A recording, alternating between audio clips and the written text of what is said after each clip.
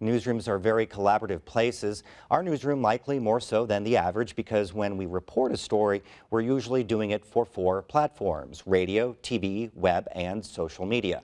And of course, there's a lot of technology and equipment involved. We have cameras, audio recorders, green screens, soundproof studios, and more.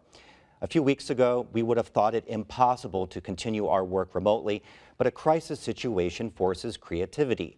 Our News Bureau Chief Sarah Whitmire compiled this behind-the-scenes look at how our news team is continuing to cover the news during the pandemic. And after I get my coffee, I go upstairs to my office, which is actually in my closet because the sound quality there is better. In the mornings, there's a lot that has to happen really quickly. I write and produce and edit the newscasts. It's Thursday, April 16th. At 7:01, the news is next. Fox says a greater number of tests per capita are being administered in that portion of the state in hopes of slowing the spread of the illness. I operate solo until 9 a.m. That's when we all convene for our morning meeting on Zoom. All right, Mitchell Egan. Okay, I wrote up my funeral script yesterday. I'm going to take one final look at that. Well done. So most weeks I'm on the lead story for Indiana Newsdesk. I've got my setup right here, got coffee and my laptop. That's about all I need. Hello, Jan. How are you doing? I'm Mitch. This is the Newsroom. Thank you very much for taking my call. Throughout the day, there is constant conversation. We've learned the importance of over-communication when we're so spread out. Slack is our lifeline. It's how the team communicates. We're live on Facebook with Mayor John Hamilton from Bloomington. This is our weekly spot. We are doing fewer shoots in person. We're relying more on the video platform Zoom and Skype for interviews, and then we're using a lot more file footage for video. We don't have regular edit rooms or phone systems to record interviews, so we're figuring out ways to get the best quality audio with our cell phones. A way that I've gotten around that is by routing my calls through this interface right into my computer. And so now it's only recording one side of the call, and that helps me keep the audio, up to radio standards.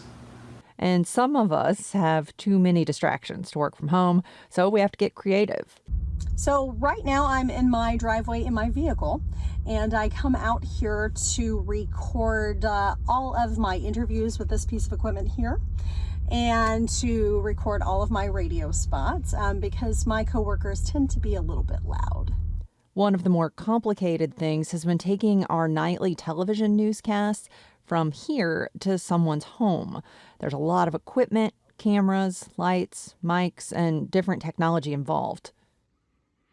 And here you can see the computer all set up, and there's the camera with that green cord that goes down there over here, right over here next to me. And this box has 2 modems where it actually connects to the satellite and can send high definition video and audio back to the station in the control room, and they can even talk to me. I have an earpiece here that's connected to that box, and they can give me countdowns. We can talk back and forth, and then I can have a seat right here, and you can see the camera is there. I use my computer as we call a teleprompter, and then I can use the mouse to move the text and give you the news. Okay, hey, we got meters.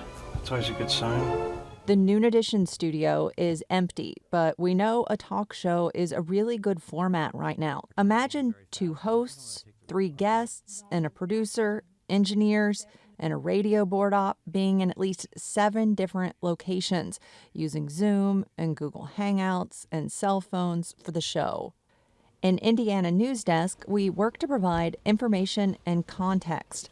We're working with a skeleton crew. There are fewer cameras, no expert guests in the studio. We're going to continue to do our best for as long as it takes to cover this story. Sign up for our daily coronavirus newsletter if you want to make sure you don't miss anything.